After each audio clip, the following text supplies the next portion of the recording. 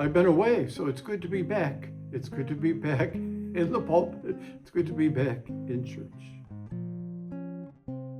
Back when I was in college, the pastor called. He had a wedding, and none of the family could do the readings. Could I do the readings? So I said, sure. This is Saturday.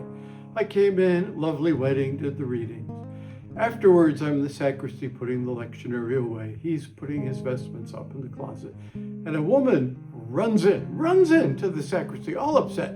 And she starts hollering at the pastor. You knew that man was a Lutheran, and you knew he was in an irregular marriage, and you still gave him communion. What kind of priest are you?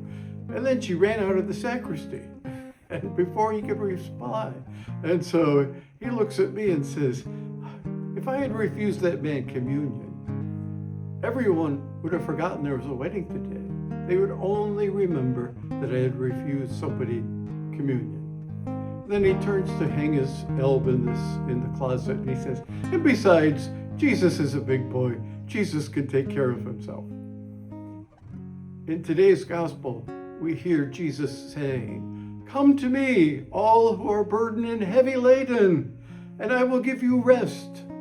Take my yoke upon you and learn from me. And we hear that. Yeah, I'm heavily burdened. I'm heavily laden. I need some rest.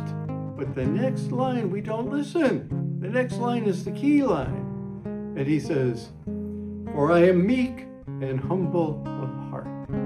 We don't like that. I want things my way. I want to holler at the pastor about communion. I want to protect God. Jesus is not a big boy. He cannot take care of himself. I'm going to take care of him. We want things our way. And that's not meek. That's not humble of heart. We are just pushing ourselves in all different directions. And then wonder why the burden is heavy and the yoke is burdensome.